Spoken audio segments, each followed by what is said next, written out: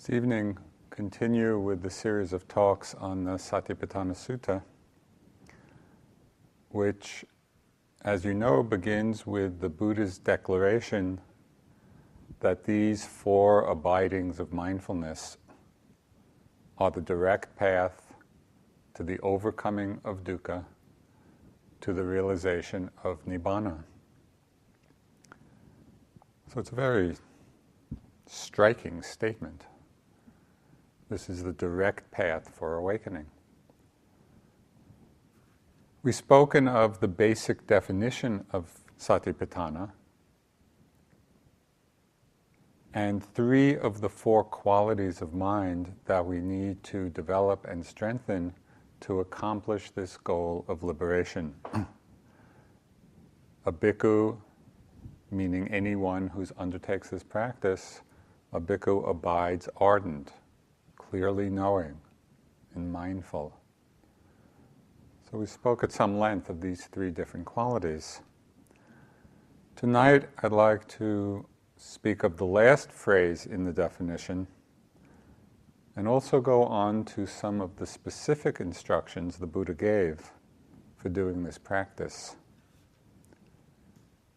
So a bhikkhu abides, a bhikkhu, that's us, abides ardent, clearly knowing and mindful, free from desires and discontent in regard to the world. So that's the fourth of the qualities that we need to cultivate, free from desires and discontent in regard to the world. So this refers, freedom from desire and discontent, refers to the quality or the mental factor of concentration, of Samadhi. Now, Samadhi means the composure or the unification of mind. And as we know from those times when our minds have been concentrated, when we've settled in to that stillness, when Samadhi is present, it brings about a great sense of inner ease, of contentment, of calm. At those times we are abiding free of desire and discontent because of the force of the concentration.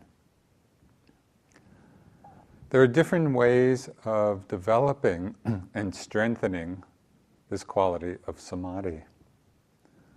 Ajahn Sucitto, who many of you know, disciple of Ajahn Sumedho and an abbot of one of the monasteries in England, he described the development of Samadhi, described it as developing naturally, enjoying embodied presence. So it's not something in this regard that's something we have to struggle for, but rather to allow it to develop naturally through enjoying embodied presence, which means settling back into our bodies, settling back into the moment, allowing all the tensions and the knots, all the stresses of the body naturally unwind, naturally unravel. It's as if when we create the space of awareness, when we create the space of mindful presence, the mind settles by itself into a place of concentration because we're simply being present for that which arises. We're aware of what's presenting itself moment after moment. And in this regard, the development of Samadhi is also a great healing process because we're allowing for the untying of the knots. So I just want to read something from Ajahn Sucitto in his kind of description of this natural way of allowing Samadhi to develop. He said, receiving joy is another way to say enjoyment. That is, receiving joy. And Samadhi is the art of refined enjoyment. It is based on skillfulness. It is the careful collecting of oneself into the joy of the present moment. Joyfulness means there's no fear, no tension, no ought to. There isn't anything we have to do about the moment. It's just this. It's kind of a very gentle approach in the development of concentration. It's receiving joy, the joy of the present moment. When we practice in this way, when we practice this quality of receptiveness, one of the things that we discover, which is not intuitively obvious, is that even unpleasant sensations or emotions can be the source of happiness. One point when I was in India practicing with Munindraji, we were sitting in a chai shop in the bazaar of Bodh Gaya, and I was just having a lot of headache. I was having a lot of tension in my head at that time in my practice, and it was still going on even when I wasn't sitting. So we were sitting there, and I was just describing to him kind of this intense head pressure and head pain. And the only thing he said to me was, "I hope you are enjoying it." And it was such a novel idea that it might be possible to enjoy the head pressure and enjoy the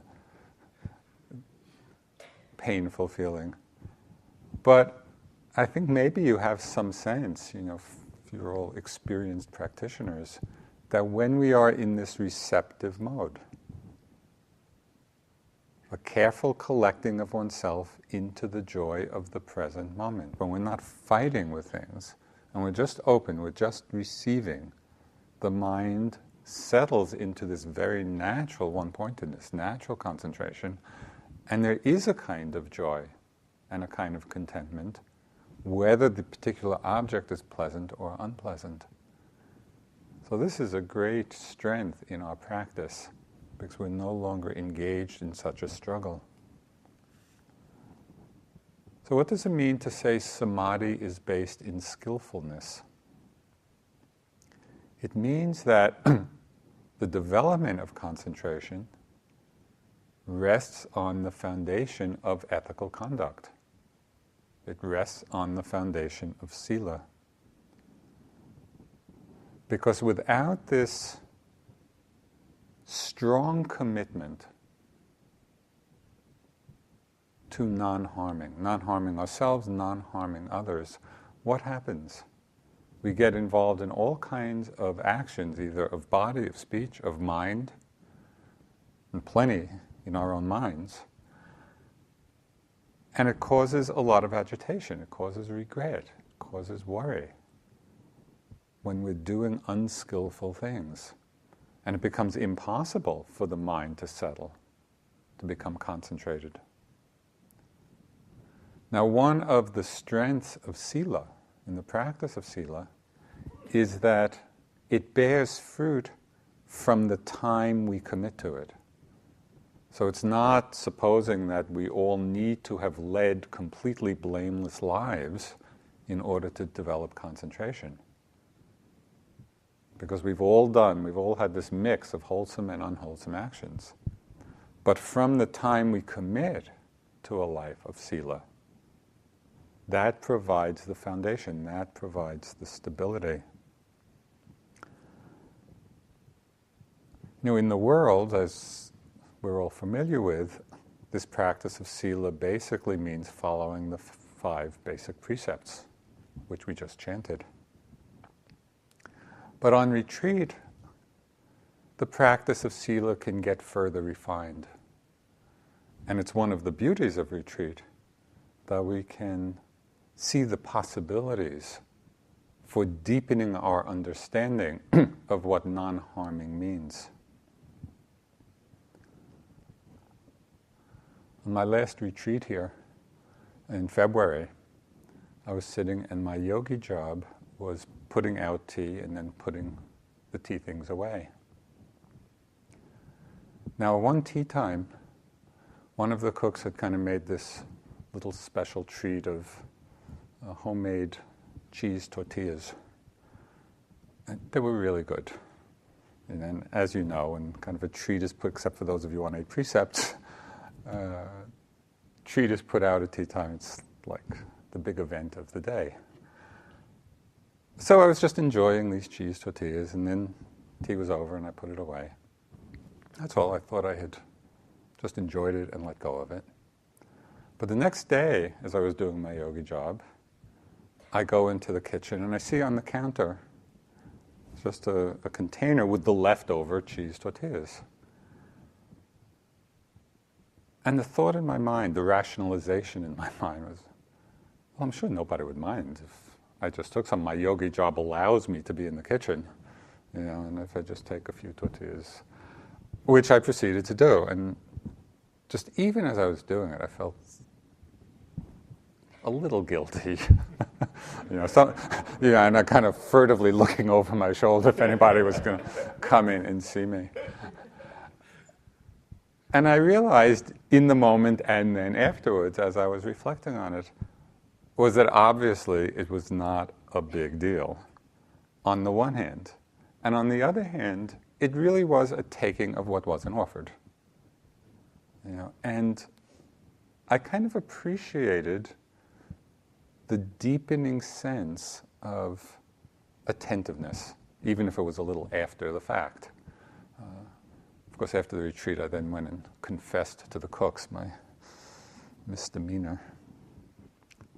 So refinement of sila. There's another example of how we can work with it in the ongoing saga of the window wars. People have different desires, different needs. Some people like the windows open. Some people like the windows closed. It took us 20 years at the retreat center to figure out kind of policy that seemed to work somewhat, right? Some kind of compromise which allowed for the varying needs. So I think it's helpful in a communal situation like this to consider the fact that our own needs and desires are not necessarily paramount. They're part of the mix, but they're not the whole mix.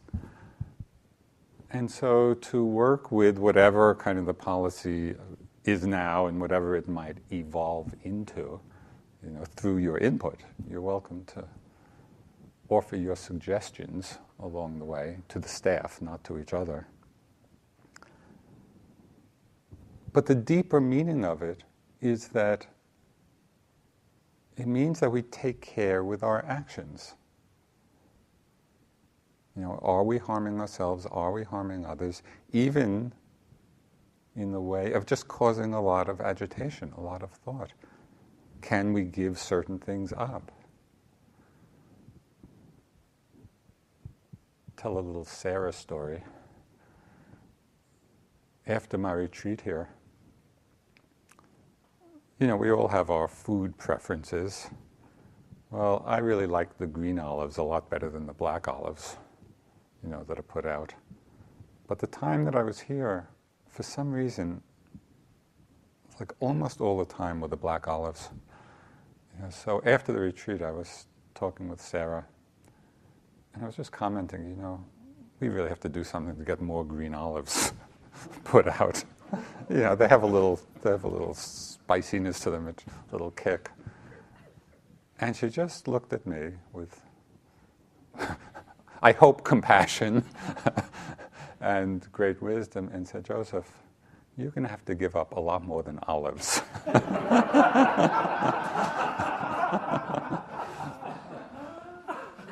And it was a very good reminder.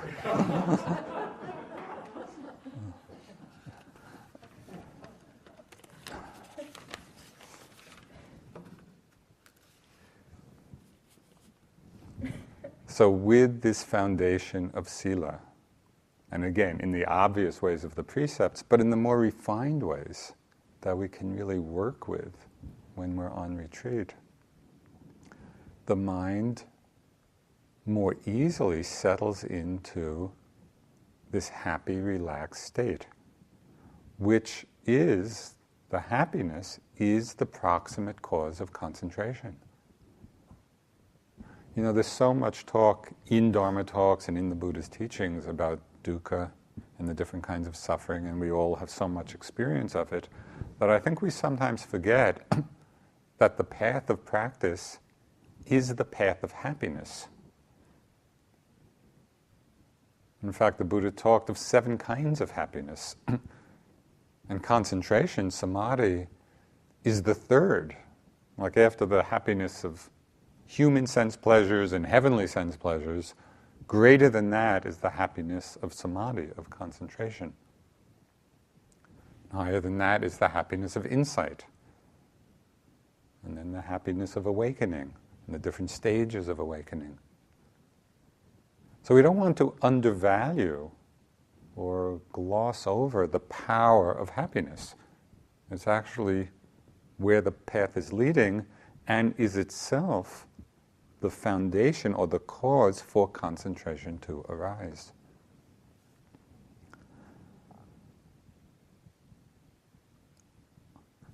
So we establish the foundation of sila because it creates a kind of ease in our mind, a kind of happiness in our mind. On the basis of that, we develop the concentration through the continuous presence of mindfulness, of well-established mindfulness. That's how we develop concentration, through the continuous presence of well-established mindfulness. And we do this in one of 2 ways. The first is through a directed awareness onto a particular or single object. You know, so when we work with the breath, or we work with the sensations of the movement in a step, or we work with the sound, we're just letting the mind stay steady, even in a very receptive way. We can be receiving it, just like the radio receives a radio signal on a particular station. We can tune in to a particular station, the breath station or the step station. So it can stay very receptive, but also very precise.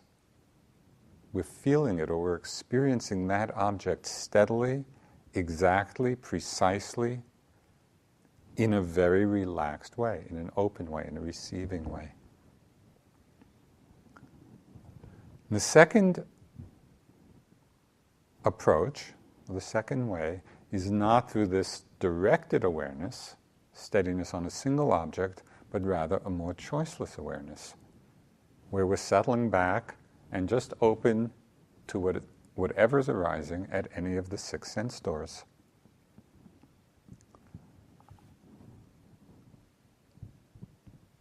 The mind can get very concentrated on changing objects. You know, and that kind of samadhi is called khanika, or momentary samadhi. Our practice is the skillful interweaving of these 2 approaches. It's not one or the other. We want to use directed and undirected, or directed and choiceless awareness, interweaving them in our practice. And the Buddha recommended this interweaving. Now, in one sutta, he said that it's good to focus on a single object when the mind is either sluggish or distracted. Because by developing the one-pointedness, the concentration on a single object, it allows the mind to come back to that place of calm, that place of serenity, kind of a space of internal joy. And so then when the mind is collected, again collected, we open it up to a choiceless awareness. Now, some of you are doing jhana practice, and that's just one way of developing the one-pointedness, and then using it. You can use the jhana practice to then open up in a choiceless way to all the changing objects. But for any of us doing our practice, whether it's the formal jhana practice or not, we can get a very intuitive feel. When do we need to be one-pointed on a single object? When do we open up? And to begin to trust that movement, that flow between the two. I mean, there's one simple guideline.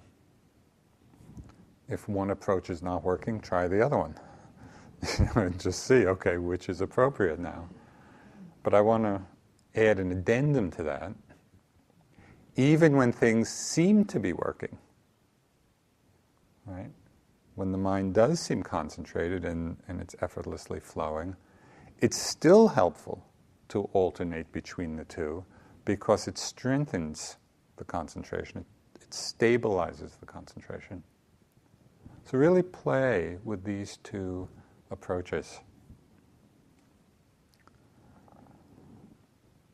When I first went to India after the Peace Corps, and after wandering around looking for a teacher and ending up in Bodh Gaya with Munindraji,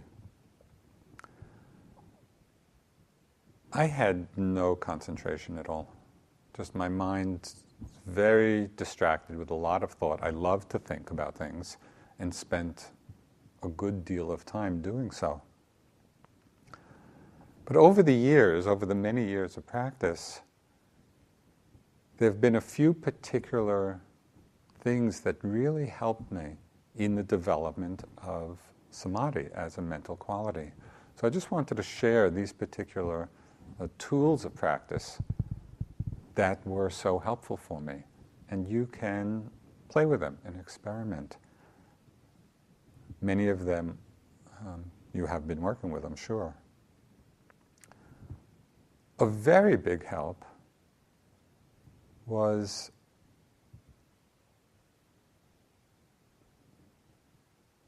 in practicing as I moved about, going from the more superficial awareness of knowing I was moving to actually feeling the sensations in the movement.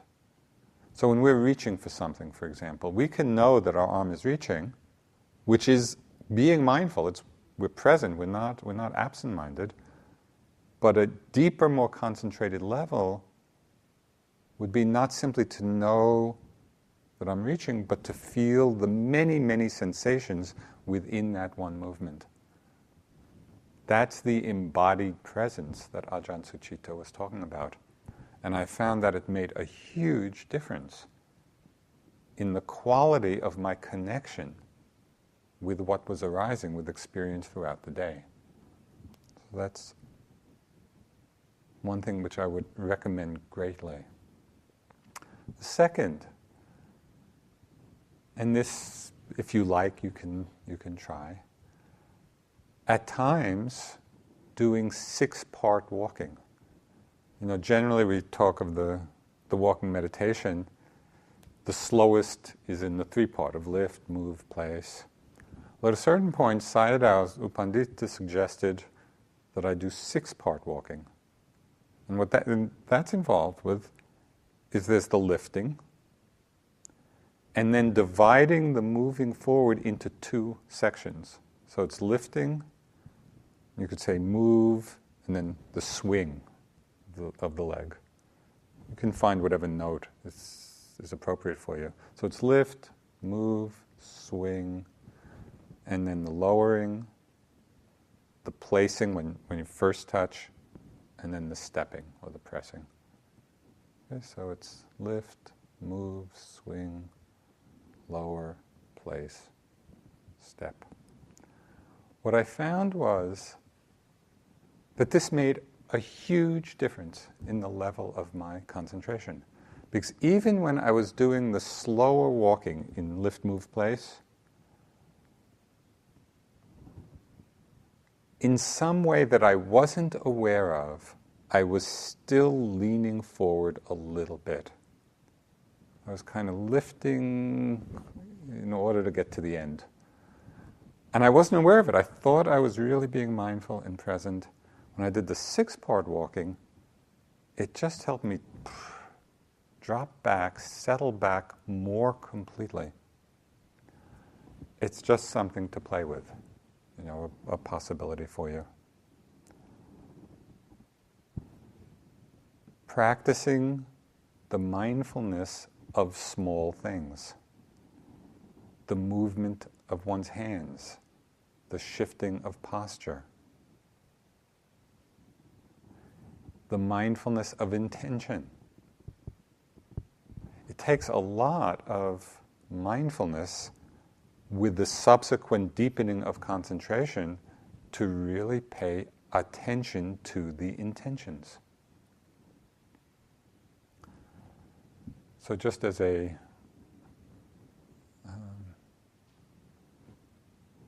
question to hold in your mind, and you could report on it in your next interview if you like. Notice whether you are aware of more intentions or unaware of more. Which is the bigger pile? And just holding that question in mind, I think may help to just see how many intentions through the day you can notice. It very much refines the quality of the attention.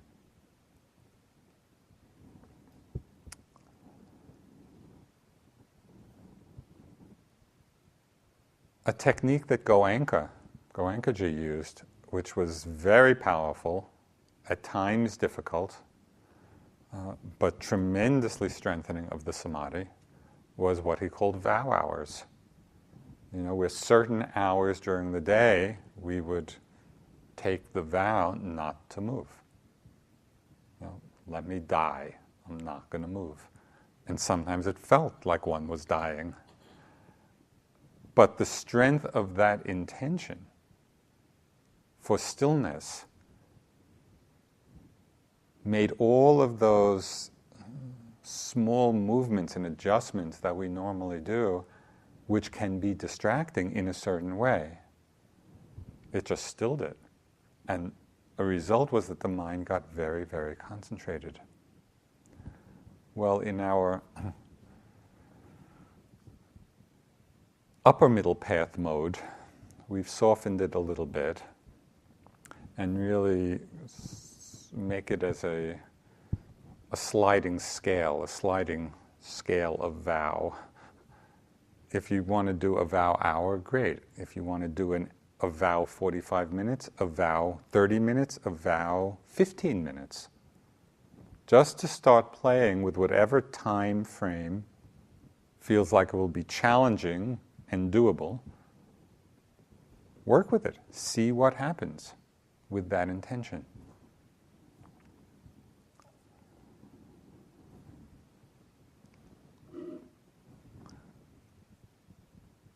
Another technique, which is very helpful for strengthening the concentration, is continuity of noting. Now, some of you may use the noting practice quite regularly, others may not use it at all. For those of you who are not using it particularly, you might just take 10-minute periods, 15-minute periods, occasionally through the day, and just note everything in that 10 or 15 minutes. You're opening a door, intending to reach, reaching, touching, pushing, lowering, stepping. That kind of continuous noting. Even doing it for 10 or 15 minutes at a time, several times a day, will reveal a lot about the quality of your attention, of your mindfulness. And it's a way of just dropping in to a more continuous presence of mind. It can be done with tremendous lightness. It doesn't have to be done with a heavy hand. But it begins to develop a certain impeccability of awareness.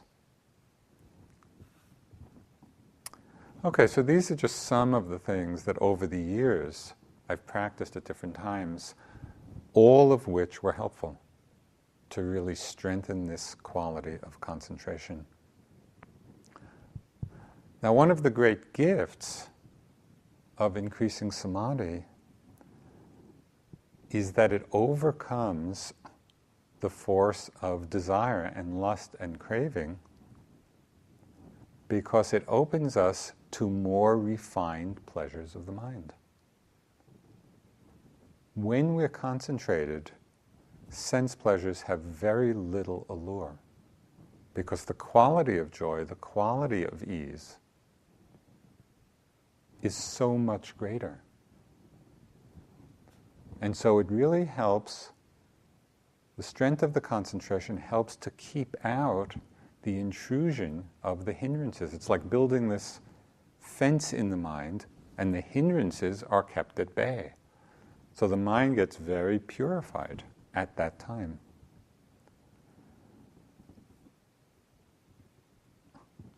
As we practice, and as the default level of concentration in our mind increases, and this is what happens, and it's one of the joys, I think, of reflecting back on our practice over many years, because I've certainly seen it in myself, compared to how my mind was when I began.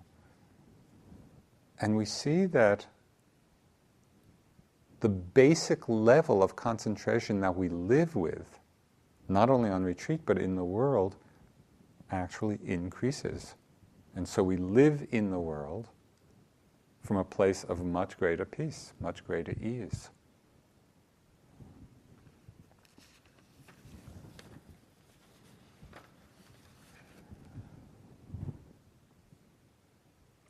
As we know, samadhi and concentration is not the final goal of the practice. So the Buddha was very clear about this. It's not what could be called the heartwood of the Bodhi tree. It's not freedom itself. But we should not undervalue the tremendous importance, the tremendous role it plays on this path to freedom. And the Buddha emphasized this. He said something quite striking. He said that it was lack of respect, or that it will be lack of respect for concentration, which is one of the causes for the disappearance of the Dhamma in the world.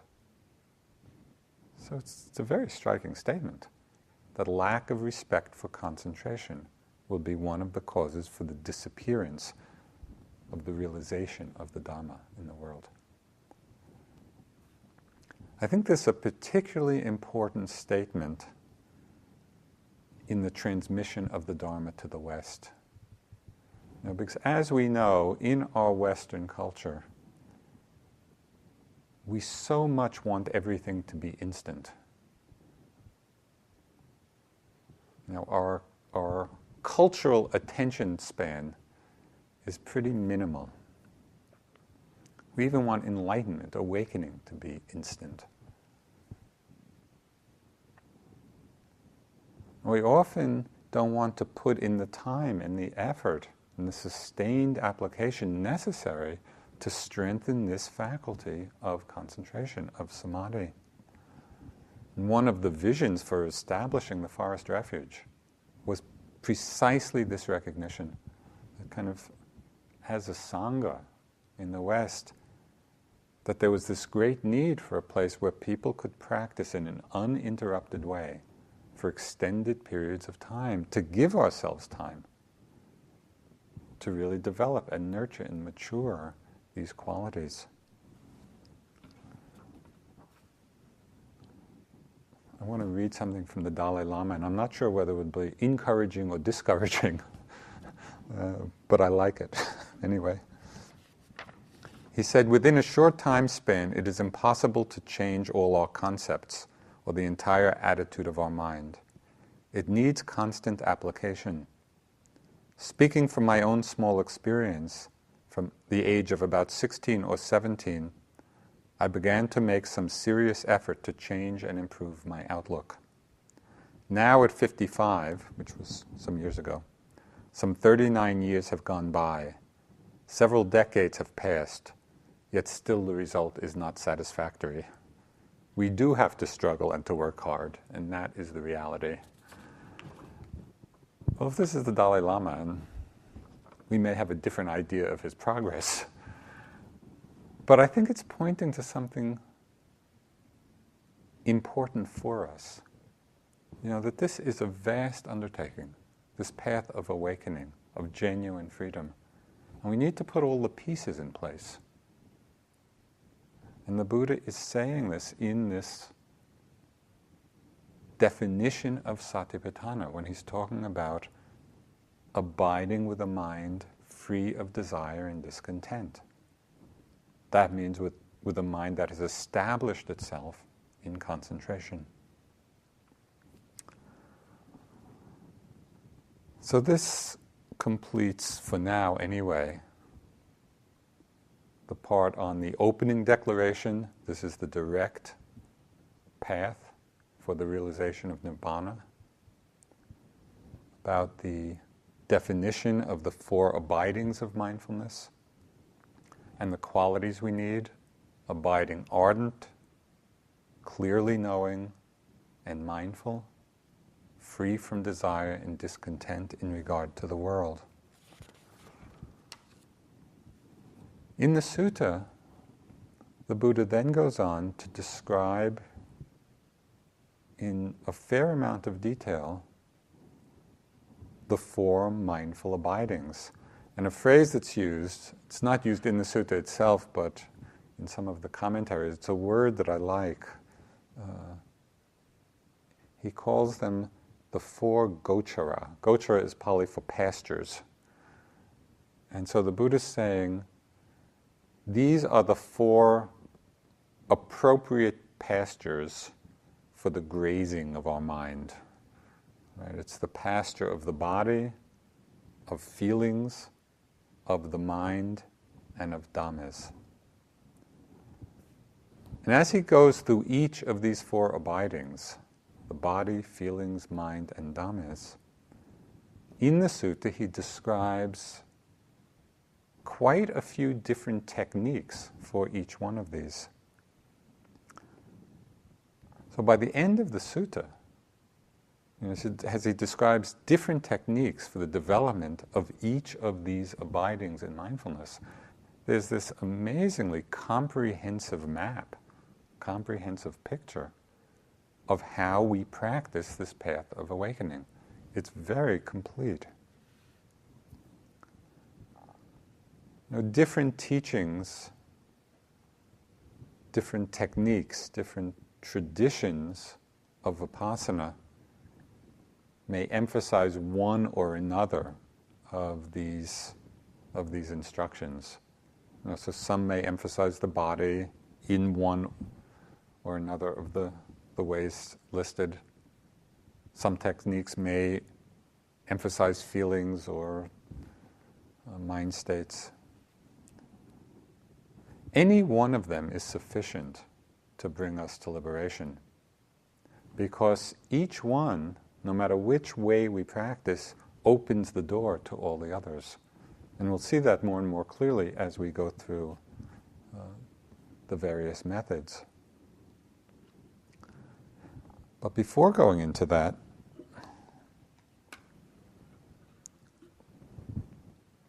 there's one other element of the sutta that stands out by virtue of its frequency of repetition. And that is a refrain that occurs 13 different times. The same refrain occurs 13 different times in the sutta, and it follows every specific meditation instruction. So it's worth paying attention to this refrain. The Buddha is saying, this is how you practice in each of these four abidings.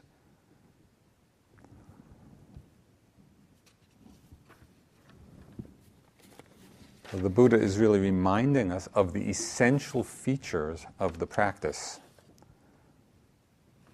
So I want to read the refrain, and I'll read it with respect to the body, But remember, it's repeated, the same refrain is repeated after each instruction that he gives. And then we'll just go through it a little bit to explore what he means. Okay, so the Buddha says, in this way, in regard to the body, one abides contemplating the body internally, or one abides contemplating the body externally, or one abides contemplating the body both internally and externally. One abides contemplating the nature of arising in the body, or abides contemplating the nature of passing away in the body, or one abides contemplating the nature of both arising and passing away in the body. Mindfulness that there is a body is established in one to the extent necessary for bare knowledge and continuous mindfulness, and one abides independent, not clinging to anything in the world. That is how, in regard to the body, one abides contemplating the body.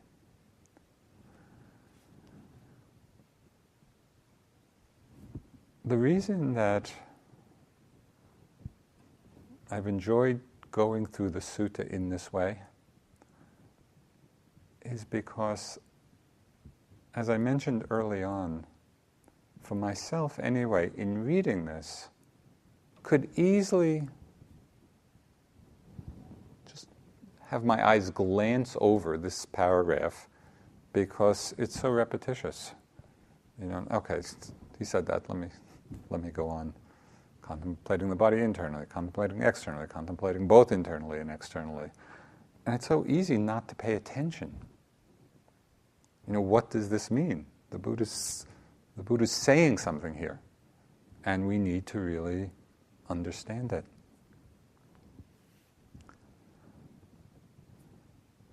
Okay, contemplating internally is obvious because it's mostly how we practice. It's the present moment awareness of what's arising in the mind, in the body. So I want to give more attention to what it means to contemplate externally, because there's some interesting aspects of that that we don't normally emphasize very much. We don't make explicit.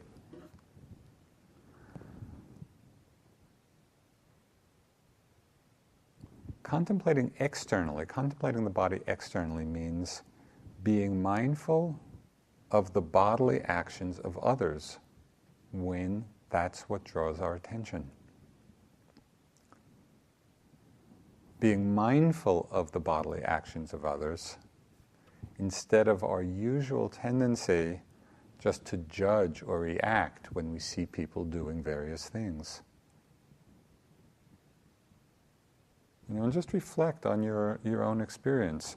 You're contemplating internally, really paying attention, and then something catches your eye. You know, you see somebody doing something. What's the first response to that? Are we simply resting in awareness of that other person's bodily action, being mindful that that's what's happening? Or does the mind jump in? You know, with a judgment, with a comment, with a reaction. Can we stay mindful that the other person is walking, or eating, or doing their yogi job, without getting lost in our thoughts of, oh, they're walking too fast, they're walking too slow, they're being careful, they're not being careful. You know, it's all of that mental proliferation. There's one very ironic and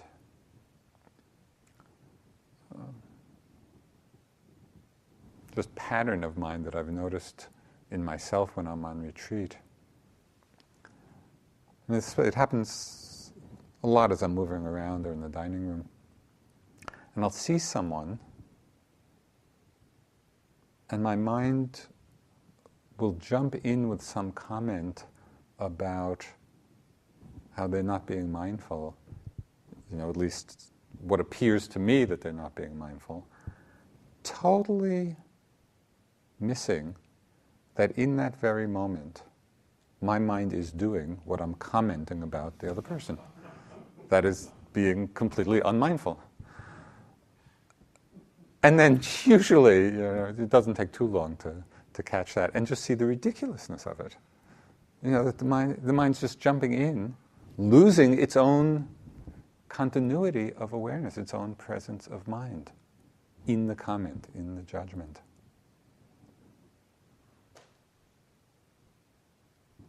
So by practicing this very simple mindfulness of the body externally, so we actually make that a practice, it really protects our minds from the arising of these different kilesas. We actually are able to sustain the continuity of our own awareness because we're encompassing the external as well. From the other side, have you noticed at times that when you are aware of someone else moving very mindfully, and really being careful, that when we're just aware of that other person moving so carefully, it actually induces a state of stillness in ourselves. The other person's concentrated attention, when we're mindfully aware of it, becomes the cause of our own deepening concentration. So this is really a wonderful thing to see, and it's why the Buddha in part recommended that we hang out with people who are mindful, with people who are concentrated and collected, rather than restless and agitated. And so in this way, when we understand the effect of others when we're contemplating externally, when we recognize the effect of others on our practice, we really see that the way we practice ourselves, the more careful, the more mindful, the more attentive we are, it is a gift to everyone else. It is actually helping everyone else be more mindful and concentrated.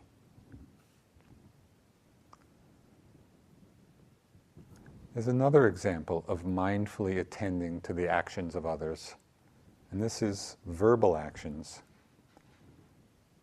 And this particular teaching has been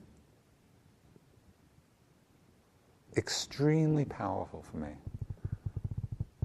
because it's a way of understanding both how our minds react to the verbal actions of others, and it points to other possibilities. So I want to read this. This is from a sutta called the Simile of the Saw, and this is just one small part of it, where the Buddha is talking about mindfulness of speech, but not mindful of our own speech, rather mindful of the speech of others. So this is practicing mindfulness externally. He said, "Bhikkhus, there are 5 courses of speech that others may use when they address you. Their speech may be timely or untimely, true or untrue, gentle or harsh, connected with good or connected with harm, spoken with a mind of loving kindness or with a mind of inner hate. Herein, bhikkhus, you should train yourself thus. Our minds will remain unaffected. We shall utter no unskillful words. We shall abide compassionate for their welfare with a mind of loving kindness." That is a very powerful practice. Because what the Buddha is saying, instead of our usual habituated reaction and judgment of other people's speech, it's staying mindful. Yes, this speech is true or it's not true. It's gentle or it's not gentle. It's timely or it's untimely. It's motivated by love or motivated by ill will. We are abiding in mindfulness, which allows us, with practice, this is not an easy practice, to remain unaffected. uttering no unskillful words, abiding compassionate for their welfare with a mind of loving kindness. This is what comes from mindfulness of external actions. So there's a lot. This is a whole arena for us of practice.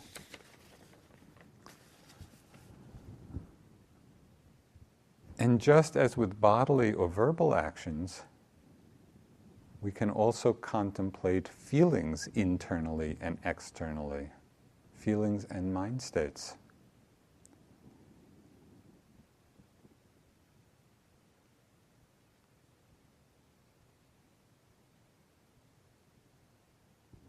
The more we can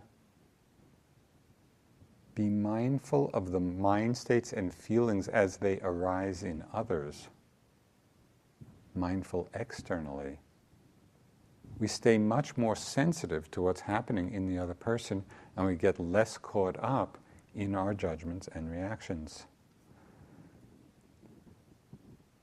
Being mindfully externally, mindful of the feelings and mind states arising in others, also can help us be more aware of our own motivations, our own feelings, either because they resonate, we see something similar, or by way of contrast. So I'll give you an example. Quite a few years ago, maybe 4 years ago or so, 5, I was at a Buddhist Christian conference at Gethsemane Abbey in Kentucky, Trappist Abbey. And His Holiness the Dalai Lama was there, and there were 25 Buddhists and 25 Christians.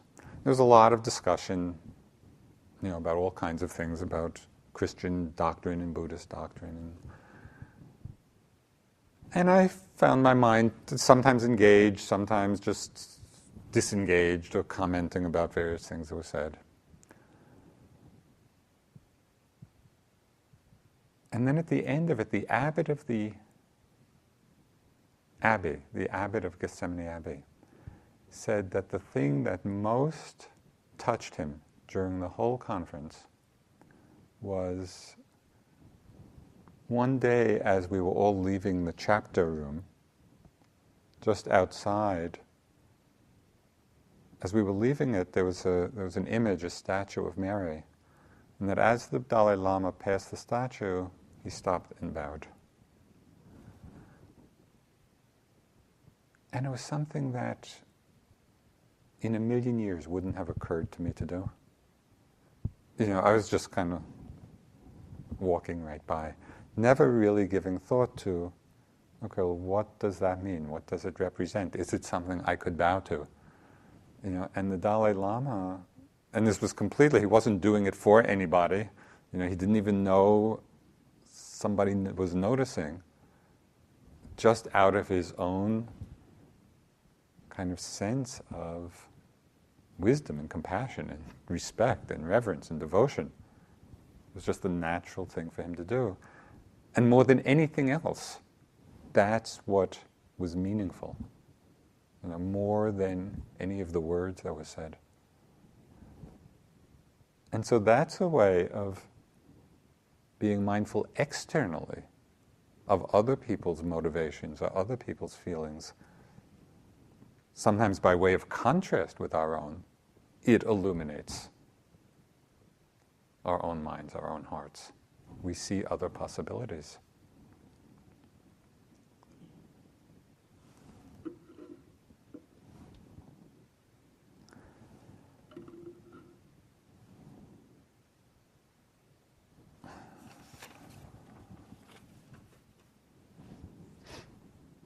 This emphasis on being mindful internally and externally really helps to keep things in balance, because we don't become so self-absorbed or self-centered in our practice.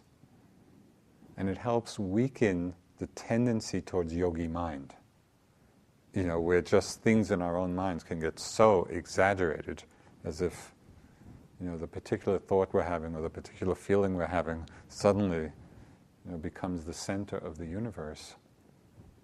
This balance mindfully internally, mindfully externally, it keeps things more in harmony. It also keeps us attuned to how our actions are affecting others. Because there's a danger, especially in a situation like this where there's so much emphasis on being mindfully internally, unless we open it up in this way a little bit, we can be going, through the day doing things that may be affecting others and we're not paying attention. We're not aware of it. So it's a powerful practice for living in community like this, and it's obviously a powerful practice for living in the world. So the last part of the first part of the refrain, contemplating internally, externally, and both internally and externally, Venerable Analayo, in the book that I've been working with for these talks, the Satipatthana, he has a very interesting suggestion for what this means, both internally and externally. And rather than meaning just a repetition, of the two, he's suggesting that what this means is that we consider experience not to be either one's own or someone else's, but seen just as an objective experience. So, for example, it's the difference between I feel a pleasant feeling. Right? That's the internal. He or she is experiencing a pleasant feeling, a pleasant mind state. That's external. There is a pleasant feeling. That's the internal and external. That's both. Where we're just seeing objectively, not claiming ownership, either for oneself or others. When we contemplate in this way, the boundaries of self and other begin to dissolve. It's the experience of what's arising without any sense of ownership at all. And in this sense, it's the doorway to anatta, selflessness. And it's this jewel of emptiness, this understanding of emptiness, that things are not owned by anyone, that manifests in our lives as bodhicitta. That is the aspiration to awaken for the benefit of all. This is something that Dilgo Khyentse Rinpoche said, which is just so deeply to the point. He said, when you recognize the empty, selfless nature of phenomena, the energy to bring about the good of others dawns uncontrived and effortless. When we recognize the empty, selfless nature of phenomena, the energy to bring about the good of others dawns uncontrived and effortless. So we begin to see that compassion is the activity of emptiness. So next week, as we continue through the sutta, talk about the next instruction in the refrain. First instruction is contemplate internally, contemplate externally, contemplate both internally and externally. The next instruction in the refrain is one that leads to a deeper understanding of no self, a deeper understanding of emptiness. Let's sit for just a few minutes.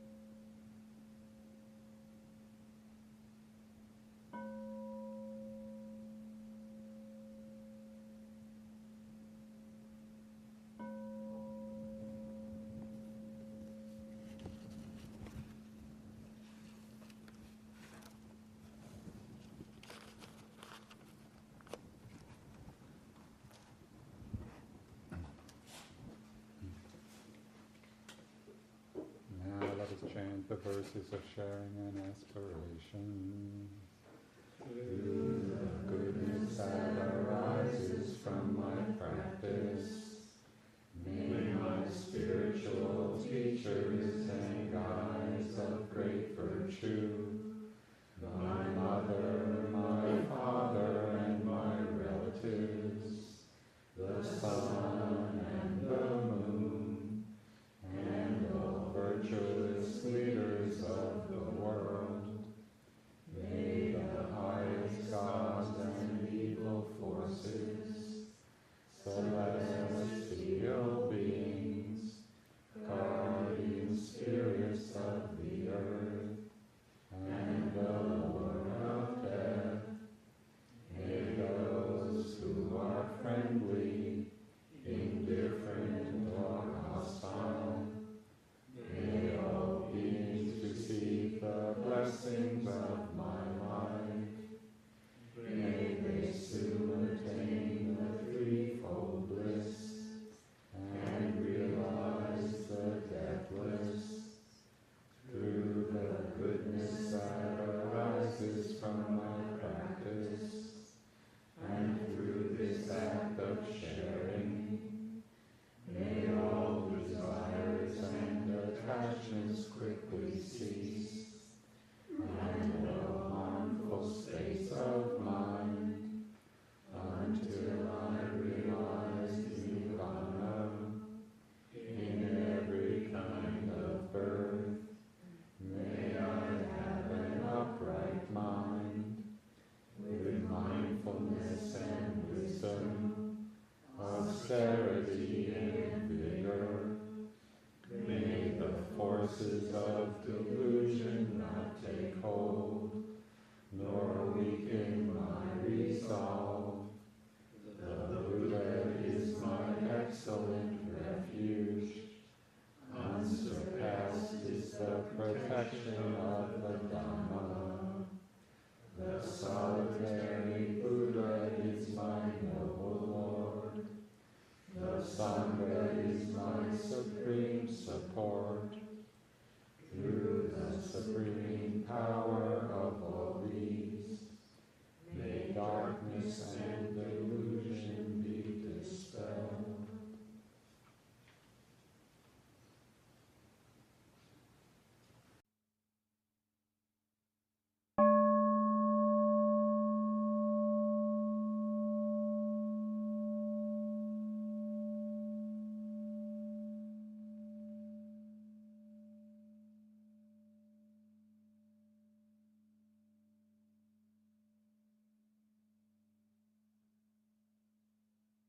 This talk was given by Joseph Goldstein at Forest Refuge on April 21, 2004. It is an offering of the Dharma Seed Audio Archive.